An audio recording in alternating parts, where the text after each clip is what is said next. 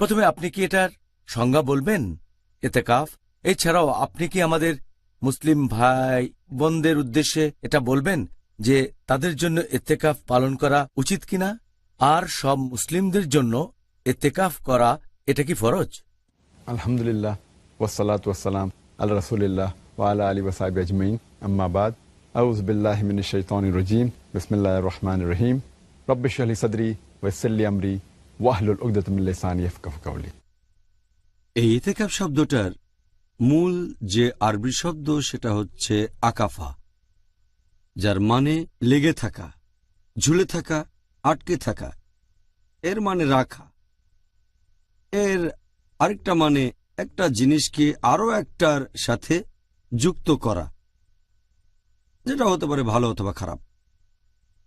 আর পবিত্র কোরআনে বলা হয়েছে সূরা আম্বিয়া অধ্যায় নম্বর 21 আয়াত নম্বর 52, সেখানে ইব্রাহিম আলাইহিস সালাম তিনি তার বাবাকে বলছেন আর তার সম্প্রদায়কে বললেন যে তোমরা যেসব মূর্তির পূজা করো, সে সময় তারা বিভিন্ন রকম মূর্তি পূজা করত। তিনি বললেন যে মূর্তির পূজা করো, এখানে আরবি শব্দটা আকিফুন, যে মূর্তির সাথে তোমরা লেগে থাকো, যার সাথে আটকে থাকো। এখানে শব্দটা ব্যবহার করা হয়েছে একটা নেগেটিভ জিনিস বোঝাতে।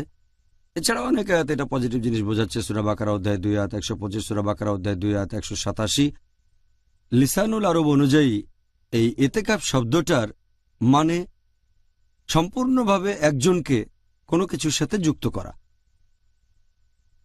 এর মানে যখন কেউ মসজিদে থাকা শুরু করে আর আল্লাহর ইবাদত করে, ইসলামিক শরিয়া অনুযায়ী ইতিকাফ শব্দের মানে মসজিদে যুক্ত আর প্রত্যাবর্তন করা। মসজিদে অবস্থান করা, এটা করা আল্লাহ সুবহানাহু ওয়া তাআলার কাছাকাছি যাওয়ার আশায় এবং তার পুরস্কারের আশায়। এখন যদি এই ইতিকাফ সম্পর্কে বলতে হয় যে এটা বাধ্যতামূলক নাকি সুন্নত, ইতিকাফ আসলে একটা সুন্নত, এটা বাধ্যতামূলক না। শুধুমাত্র বিশেষ কিছু ক্ষেত্রে বাধ্যতামূলক হবে, যদি কেউ আল্লাহ সুবহানাহু ওয়া তাআলার কাছে মানত করে যে সে ইতিকাফ করবে যদি তার এই ইচ্ছাটা পূরণ হয়। যেমন ধরেন কেউ হয়তো বলল যে আমি ইতিকাফ করব 2 দিন যদি আমার অসুস্থ আত্মীয় সুস্থ হয়, অথবা আমি ইতিকাফ করব 3 দিন যদি আমি পরীক্ষা পাশ করতে পারি।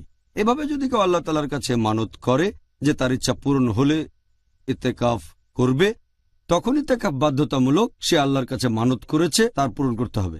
এটা বাদে এমনিতে ইতিকাফ সুন্নত, তবে এটা হচ্ছে সুন্নতে মুআক্কাদা, মানে খুবই গুরুত্বপূর্ণ সুন্নত।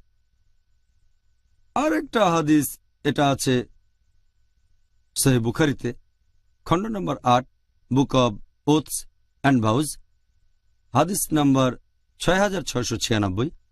আল্লাহ সুবহানাহু ওয়া তাআলার রাসূল বলেছেন যে যদি কেউ প্রতিজ্ঞা করে যে আল্লাহ তাআলাকে সে মান্য করবে, তাহলে সেটা মেনে চলবে। আর যদি কেউ প্রতিজ্ঞা করে যে আল্লাহ তাআলাকে অমান্য করবে, তখন সেটা মেনে চলবে না। আরও একটা হাদিস হযরত ওমর রাদিয়াল্লাহু আনহু, এটা আছে সহিহ বুখারীতে, খণ্ড নম্বর 8, বুক অব ওথস অ্যান্ড ভাউজ, হাদিস নম্বর 6697। হযরত ওমর রাদিয়াল্লাহু আনহু তিনি বলেছেন আল্লাহ সুবহানাহু ওয়া তাআলার রাসূলকে যে আমি মানত করেছিলাম সেই অজ্ঞতার যুগে ইসলাম গ্রহণের আগে যে এক রাতের জন্য মসজিদে হারামে ইতিকাফ করব। নবী তখন বললেন মানত পূরণ করো, কারণ মানতটা ছিল ভালো, আল্লাহ তাআলাকে মেনে চলা। নবী বললেন পূরণ করো। এছাড়াও পবিত্র কোরআনে অনেক আয়াতে ইতিকাফের কথা বলা হয়েছে। পবিত্র কোরআনে সূরা বাকারা অধ্যায় নম্বর 2 আয়াত 125, আল্লাহ বলছেন ইব্রাহিম আলাইহিস সালাম আর ইসমাইল আলাইহিস সালামকে যে হে ইব্রাহিম এবং ইসমাইল, ওনারা শান্তিতে থাকুন। আল্লাহর জন্য তোমরা কাবা ঘরকে পবিত্র রাখো, যেটা আল্লাহ সুবহানাহু ওয়া তাআলার ঘর, কারণ মানুষ কাবার চারপাশে প্রদক্ষিণ করে আর সেখানে থাকে, তারা ইতিকাফ করে, মসজিদে প্রত্যাবর্তন করে। আর বিশ্বাসীদের অনেকে আল্লাহ তাআলার ইবাদত করতে গিয়ে রুকু করে এবং সিজদায় যায়। এখানে ইতিকাফ বা প্রত্যাবর্তন শব্দটা আছে। এরপর আরো আছে সূরা বাকারা অধ্যায় 2 আয়াত 187, তখন তোমরা স্ত্রী সঙ্গত হয়ো না যখন মসজিদে প্রত্যাবর্তন করবে, যখন মসজিদে ইতিকাফ করবে। আর ইতিকাফ প্রসঙ্গে অনেক হাদিস আছে, যেমন সহিহ বুখারী খণ্ড নম্বর 3, বুক অব ইতিকাফ, হাদিস নাম্বার 2026। হযরত আয়েশা রাদিয়াল্লাহু আনহা, আমাদের নবীর স্ত্রী, তিনি বলেছেন যে নবী রমজান মাসের শেষ 10 দিন মসজিদে গিয়ে ইতেকাফ করতেন। নবী মারা যাওয়ার পরে নবীর স্ত্রীগণও এভাবে ইতেকাফ করতেন। তাহলে ইতেকাফ শুধু মানত করলে বাধ্যতামূলক, এমনিতে সাধারণভাবে এটা সুন্নাত, তবে খুবই গুরুত্বপূর্ণ সুন্নাত। আপনি কি আমাদের বলবেন যে এতেকাফ করার প্রধান উদ্দেশ্য বা লক্ষ্যটা কি?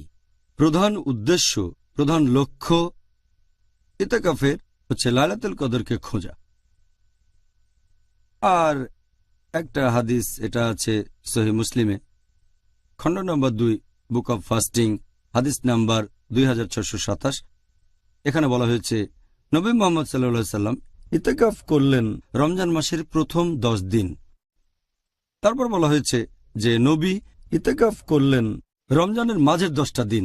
ছিলেন একটা টার্কিশ তাঁবুতে, সেখানে একটা মাদুর ঝুলছিল। এরপর নবী সেই তাঁবুর ভেতর থেকে মুখ বের করলেন আর তিনি বললেন যে আমি সবেমাত্র জানতে পারলাম ফেরেশতার মাধ্যমে সেই মহান রাত মানে লাইলাতুল কদর পড়বে রমজান মাসের শেষ 10 দিনে। তাই যারা আমার সাথে ইতেকাফ কন্টিনিউ করতে চায় তারা করতে পারে। এই হাদিসের ভিত্তিতে আমরা জানতে পারি যে ইতেকাফ করার প্রধান উদ্দেশ্য হচ্ছে লাইলাতুল কদরকে খোঁজা। আর এ ব্যাপারে গত এপিসোডে বলেছি, আল্লাহ পবিত্র কোরআনে বলেছেন, এটা সূরা কদর অধ্যায় নম্বর 97 আয়াত নম্বর 3, লাইলাতুল কদর খায়রুম মিন আলফি শাহর, যার মানে এই লাইলাতুল কদর এটা 1000 মাসের চেয়েও উত্তম। তার মানে এর মহত্ব, ক্ষমতা 1000 মাসের চেয়ে অনেক বেশি। আর যদি ইবাদত করেন লাইলাতুল কদরের রাতে, এটা 1000 মাস ধরে আল্লাহর ইবাদত করার চেয়েও অনেক ভালো। এটাকে 12 দিয়ে ভাগ করেন, সেটা হবে 83 বছরেরও বেশি। তার মানে যদি একটা রাতে লাইলাতুল কদরে আল্লাহর ইবাদত করেন তাহলে সেটা 83 বছরের ইবাদতের চেয়েও অনেক ভালো হবে। আর এই সময়টা মানুষের গড়পড়তায়ও চেয়েও বেশি। তাহলে প্রধান উদ্দেশ্য হচ্ছে লাইলাতুল কদরকে খোঁজা।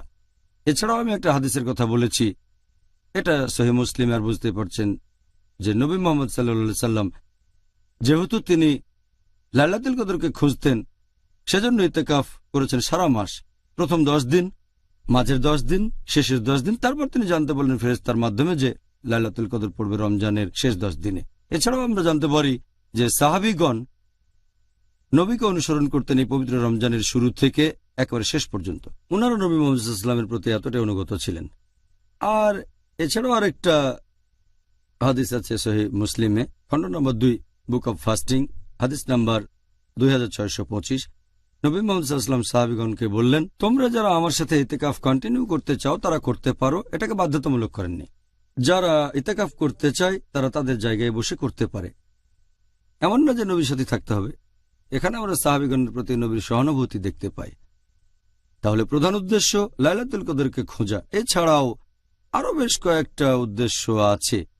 1 নাম্বার, লাইলাতুল কদর খোঁজার পাশাপাশি সেটা হচ্ছে আরো বেশি আল্লাহ তাআলার কাছাকাছি আসা আর অন্য মানুষ থেকে নিজেকে বিচ্ছিন্ন রাখা। 2 নাম্বার হচ্ছে নিজের আধ্যাত্মিকতাকে উদ্দীপিত করা এবং আধ্যাত্মিকভাবে আল্লাহ সুবহানাহু ওয়া তাআলার কাছাকাছি আসা। 3 নাম্বার, যখন অন্য মানুষ থেকে নিজেকে বিচ্ছিন্ন করবেন আর জাগতিক কাজ থেকে, এতে করে আপনি সুযোগ পাবেন বেশি করে আল্লাহ সুবহানাহু ওয়া তাআলার ইবাদত করা, নফল নামাজ পড়বেন, আল্লাহ সুবহানাহু ওয়া তাআলার কাছে দোয়া করবেন, তার কাছে ক্ষমা চাইবেন, জিকির করবেন। এতে করে আপনার তাকওয়া অনেক বেড়ে যাবে। এছাড়াও ইতিকাফ করলে আরো ভালোভাবে রোজা রাখতে পারবেন। যখন আমরা রোজা থাকি তখন হয়তো সব সুন্নত পালন করি না, সম্ভাবনা থাকে বিচ্যুত হয়ে পড়ার, বিভিন্ন আকাঙ্ক্ষা আসবে। ইতিকাফ করলে এই সুন্নতগুলো পালনের সুযোগ পাবেন রোজার সময় যদি ইতিকাফ করেন।